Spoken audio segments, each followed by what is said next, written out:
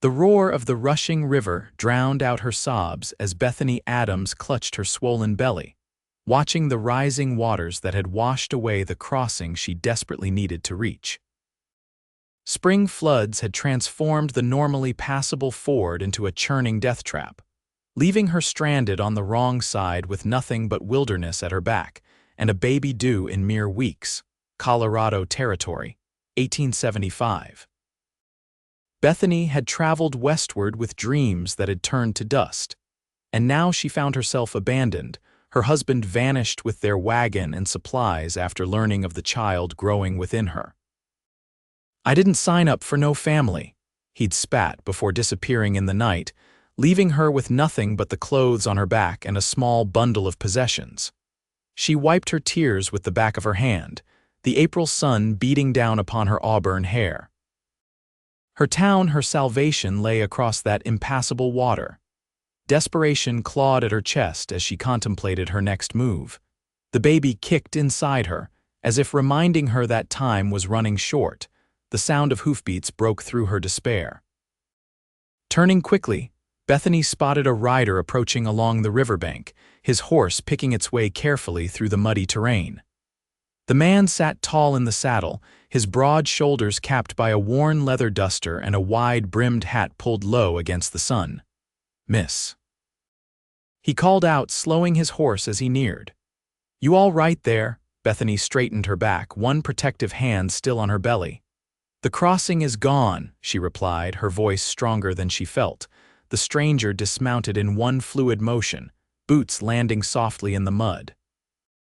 He approached slowly, respectfully keeping his distance when he noticed her wary posture. He removed his hat, revealing sun-weathered features and piercing blue eyes that evaluated her situation with a quick glance. "Ethan Frost," he introduced himself. "Seems you're in a bind." Bethany nodded, unable to hide her condition or her distress. "Bethany Adams," she replied. "I need to get to Silver Creek. I have arrangements waiting." The lie came easily. There were no arrangements, only desperate hope. Ethan studied the river, then turned his gaze back to her, taking in her pregnant state, the small bundle of possessions at her feet, and the fear she couldn't quite mask. "Where's your husband?" he asked bluntly. Bethany's chin lifted. "Gone, decided a family wasn't to his liking." Something flashed in Ethan's eyes, anger, perhaps before his expression softened. He looked back at the river, assessing the situation with a calculating gaze. "Silver Creek's the nearest town for 50 miles, he said. "And this river won't be passable for weeks with the spring melt coming down from the mountains." Bethany's heart sank. "What am I to do then? I can't." Her hand tightened protectively over her belly. Ethan stared at the river for a long moment, then turned back to her, determination setting his jaw. "Then I'll build you a bridge." The absurdity of his statement nearly made her laugh. "A bridge just like that?" "Not just like that," he admitted, "but it can be done. I've built them before." "Why would you do that for a stranger?" Suspicion colored her voice.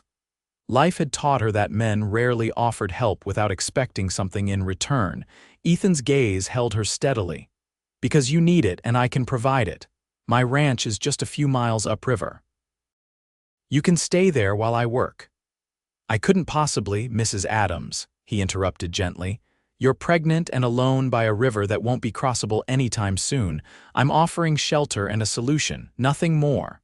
Bethany considered her options, which were painfully few. The baby gave another kick as if weighing in on the decision. "I accept your help, Mr. Frost," she finally said, "but I'll work for my keep." A hint of a smile touched his lips. "Fair enough." The Frost Ranch was modest, but well-maintained, a sturdy log cabin with a separate barn and corral housing several horses. A small vegetable garden grew to one side, and chickens scratched in a fenced yard. It spoke of hard work and careful attention, not wealth. "It's not much," Ethan said as he helped her down from his horse, his hands respectfully supporting her elbows. "But it's dry and warm." "It's lovely," Bethany replied honestly. After weeks of uncertainty, even this simple homestead looked like paradise. An older woman emerged from the cabin, wiping her hands on an apron. Gray streaked her brown hair and smile lines crinkled around her eyes. "Martha," Ethan called, "we have a guest who will be staying with us for a while." Martha's eyes widened slightly at Bethany's condition, but her smile remained warm. "Well now, come in out of that sun. You look like you could use some rest and a good meal." Bethany soon learned that Martha was Ethan's housekeeper, a widow who had worked for the Frost family for years. The older woman showed Bethany to a small but clean bedroom, helped her wash up, and insisted she rest before dinner. "That boy's always bringing home strays," Martha confided as she helped Bethany settle. "Though usually they've got 4 legs, not 2 plus 1 on the way." Her smile took any sting from her words. "He mentioned building a bridge," Bethany said hesitantly. "Is that possible?" Martha nodded. "If Ethan says he can build it, he will. His father was a carpenter before he was a rancher, taught Ethan everything he knew. That boy's got skilled hands and a stubborn streak wide as the Mississippi." Over the next few days, Bethany found a routine at the ranch. Despite her condition, she insisted on helping with household chores, mending clothes and tending the garden. Martha protested but eventually relented when she saw how important it was for Bethany to contribute. Ethan spent his mornings tending to the ranch, feeding livestock, mending fences, and managing the small herd of cattle that grazed on the surrounding land. In the afternoons, he rode out to the river, returning with measurements and calculations scribbled in a leather-bound notebook. One evening, as Bethany sat on the porch shelling peas, Ethan joined her, spreading papers across the small table between them. "I've figured it out," he said, his usual reserve giving way to excitement. "A simple truss bridge, sturdy enough for wagons but not so complex we can't manage it." Bethany questioned, raising an eyebrow. "I've sent word to neighbors, they'll help. Out here, we all depend on that river crossing eventually." She studied the drawings he'd made, detailed sketches showing support beams and diagonal braces. "This looks substantial." "It needs to be," he replied. "Not just for you to cross once, but for years to come, worth doing right." That night, lying in bed, Bethany found herself thinking about Ethan Frost. He was nothing like her smooth-talking husband who had promised her the world and delivered nothing but heartache. Ethan was quiet, his words measured and few, but when he spoke, she believed him. His promises seemed rooted in reality, not fantasy. The next morning, Bethany found Ethan loading tools into a wagon.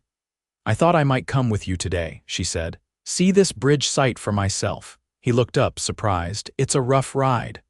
"I've had rougher," she replied simply. Something in her expression must have convinced him because he nodded and helped her up onto the wagon seat. They traveled in comfortable silence, the spring sunshine warming their faces. Occasionally, Ethan would point out features of the land where the best hunting could be found, which slopes produced the sweetest berries in summer, where flash floods might threaten during heavy rains. At the river, Bethany was surprised to find several men already at work, unloading lumber from wagons and clearing brush from the banks. "Word travels fast," Ethan explained. "Once folks heard I was building a bridge, they came to help." "For me?" Bethany asked, surprised. Ethan's mouth quirked. "For everyone. A bridge serves the whole community. But yes, knowing there's a woman in need of getting to town before her baby arrives, that speeds things along." Throughout the day, Bethany watched as the men worked together, following Ethan's quiet but confident direction.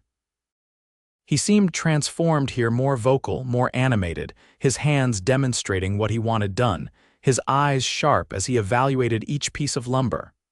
"He's good at this," remarked a man who'd introduced himself as Samuel, pausing to drink from a canteen. "Always has been. Shame he buried himself at that ranch after his folks died.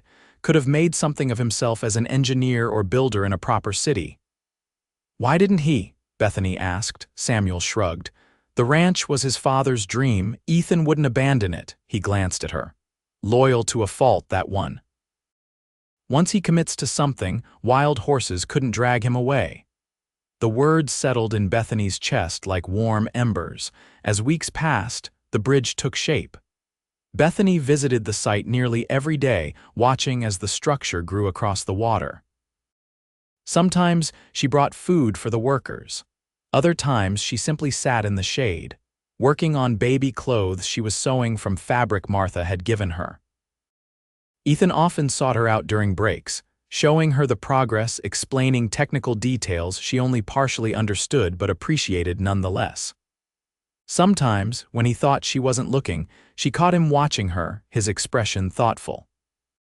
One afternoon, as they rode back to the ranch together, Bethany finally asked the question that had been on her mind.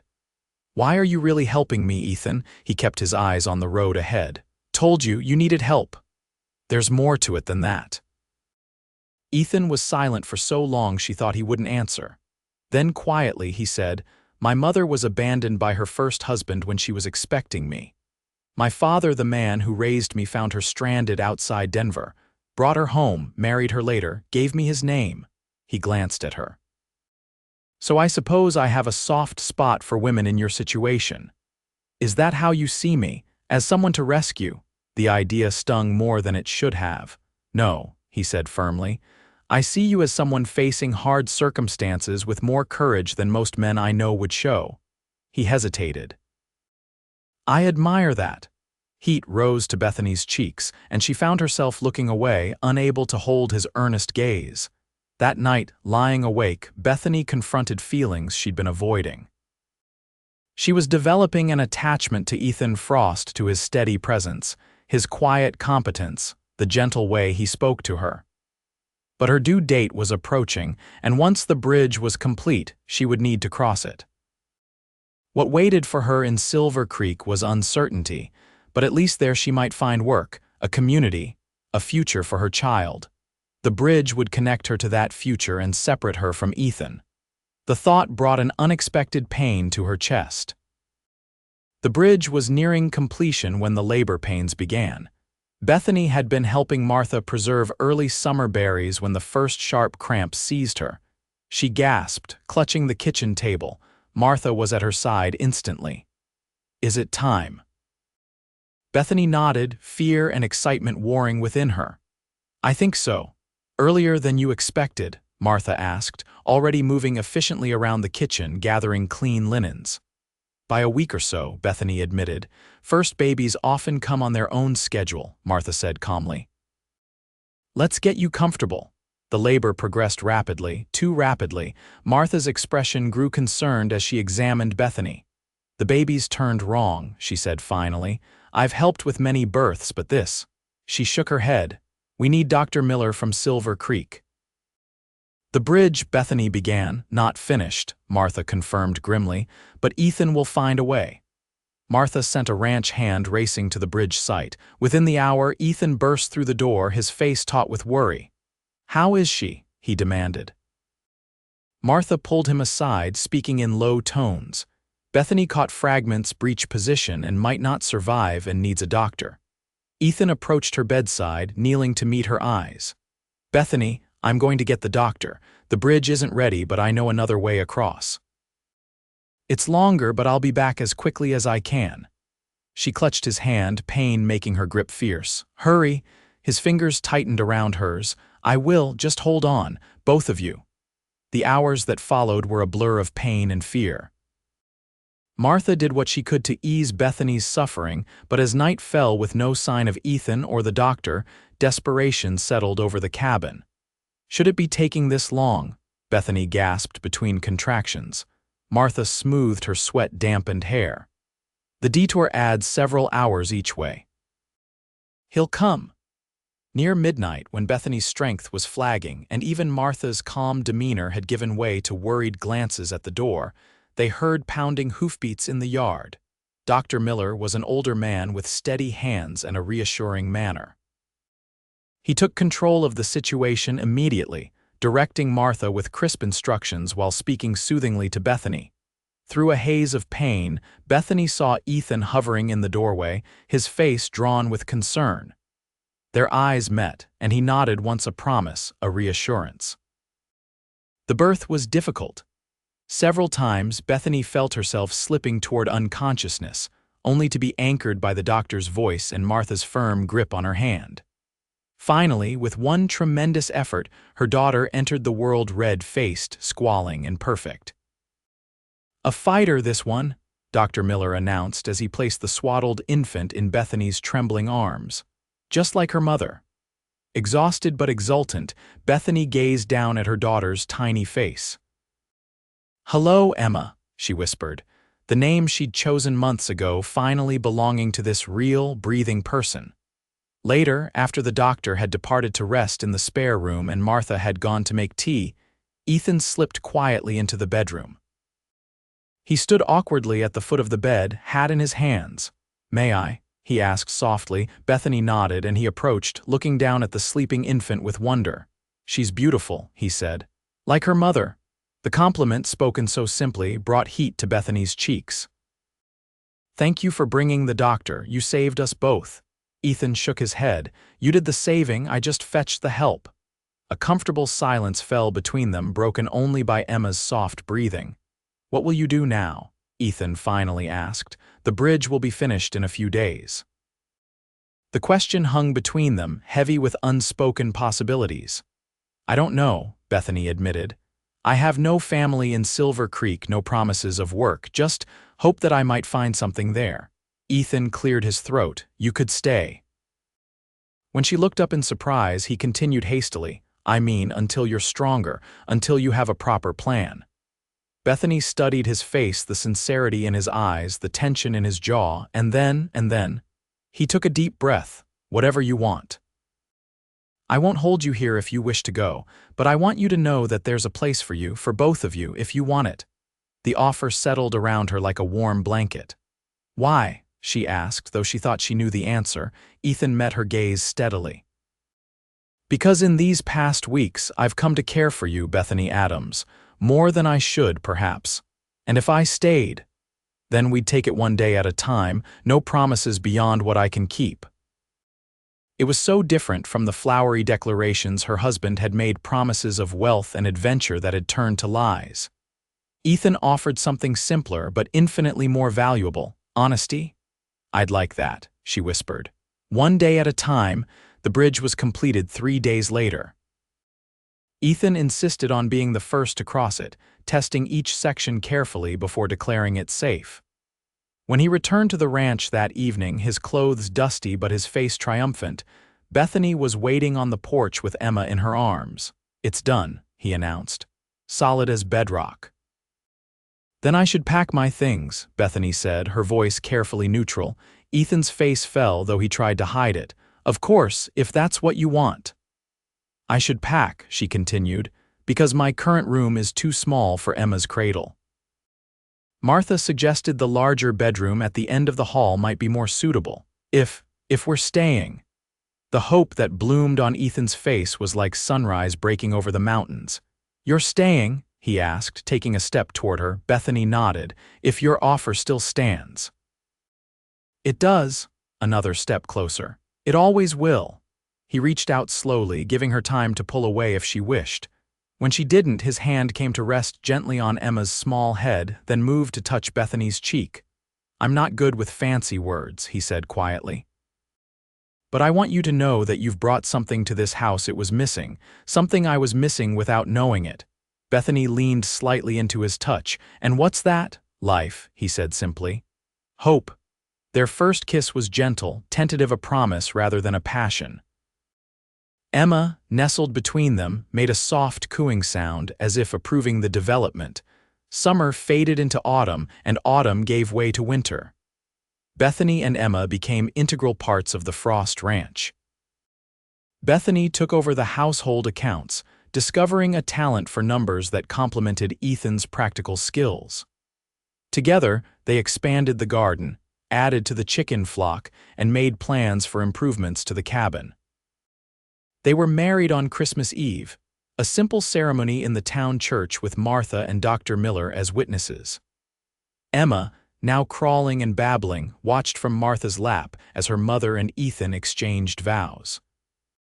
"Not exactly how I imagined my life would turn out," Bethany admitted that night as they sat before the fireplace, Emma asleep in her cradle nearby. Disappointed? Ethan asked, his arm around her shoulders. She looked around the cozy cabin at the stockings hung by the fireplace, the simple gifts beneath the small pine tree in the corner, the cradle where her daughter slept peacefully. Most of all, at the man beside her, whose steady presence had become the foundation of her new life. "No," she said, leaning her head against his shoulder. "Just surprised by how happiness finds you when you least expect it." "Speaking of surprises," Ethan said, reaching into his pocket, "I have something for you." He placed a small package in her hands. Unwrapping it carefully, Bethany found a delicate silver locket. Inside was a tiny painting, a miniature of the bridge that had brought them together, rendered with painstaking detail. "Ethan, it's beautiful," she breathed. "But how?" "Had it commissioned from a painter passing through town," he explained. "Wanted you to have something to remember where our story began." She traced the tiny image with her fingertip. "As if I could forget standing pregnant and alone by that river. And me making the most outlandish promise of my life," he added with a soft chuckle. "Then I'll build you a bridge," she quoted, smiling at the memory. "Best decision I ever made," Ethan said, drawing her closer. Spring returned, the river rose again with the melting snow, and the bridge stood firm against the rushing waters. 1 year after their first meeting, Ethan took Bethany back to the spot where he'd found her. The bridge stretched across the water, solid and utilitarian, yet to Bethany it represented something profound: the connection between her old life and new, the passage from despair to hope. "Do you ever wonder what might have happened if you hadn't come along that day?" she asked, standing at the bridge's entrance. Ethan's hand found hers, their fingers intertwining naturally. "I try not to think about it. Some things are just meant to be. Like a cowboy finding a stranded woman and offering to build her a bridge," she teased. "Exactly like that." He smiled down at her. "Though I'd build 100 bridges if that's what it took to find you." Emma, now walking unsteadily, tugged at her father's pant leg. Ethan scooped her up, settling her on his shoulders where she giggled and grabbed fistfuls of his hair. "Careful, little one," he laughed. "Your pa needs what little hair he has left." "Pa," Emma echoed, one of the few words she'd mastered. The sound sent warmth flooding through Bethany's chest. Ethan wasn't Emma's father by blood, but in every way that mattered, he had claimed that role with unwavering devotion. As they crossed the bridge together, the physical manifestation of the promise that had brought them together, Bethany reflected on the journey that had led her here. She had come west, seeking a dream that had shattered, only to find a different kind of dream rising from the pieces. Life in the Colorado Territory wasn't easy. There were harsh winters to endure, occasional droughts that threatened their livelihood, and the thousand small challenges of frontier existence. But facing those challenges with Ethan made them manageable, even rewarding. And the bridge stood as a testament to what determination could build: not just a crossing over water, but a path to a future neither of them had imagined. "You know," Ethan said as they reached the far side, "I never did ask what brought you out here in the first place." Bethany watched Emma playing with Ethan's hat, her small face alight with joy. "I was chasing a dream, I suppose, independence, adventure, a chance to build something of my own. And did you find it?" she smiled, leaning against his side. "Not the way I expected, but yes." By the time Emma turned 5, she had a baby brother, William, named after Ethan's father. The Frost Ranch had prospered, expanding to include more cattle and better facilities. Ethan's reputation as a builder had spread throughout the county, and he occasionally took on projects constructing barns, cabins, and once even a small church in Silver Creek. Bethany had established a small but successful cottage industry, making preserves and baked goods that were sought after in town. The extra income allowed them to make improvements to the ranch and set aside savings for the children's futures. The bridge had become a local landmark, known for its sturdy construction and reliable service during flood seasons.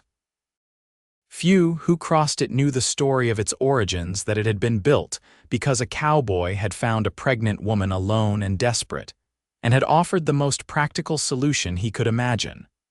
But Bethany remembered. Each time she crossed that bridge, she said a silent prayer of gratitude for the twist of fate that had brought Ethan Frost into her life on that spring day. On the 5th anniversary of their meeting, Ethan took her back to the bridge at sunset. They stood in the middle, looking down at the water flowing beneath them. "I've been thinking," he said. "A dangerous pastime," she teased. He smiled, but his eyes remained serious. "When I built this bridge, I had no idea what I was really building. I thought it was just a way across the river." "And what was it really? The beginning of everything that matters to me now."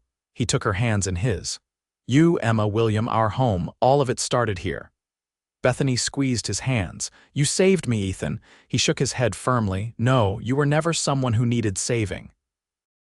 You just needed the right tools to save yourself." He gestured at the structure beneath their feet. "This bridge, it's strong because it distributes the weight, shares the burden. That's what we've done for each other."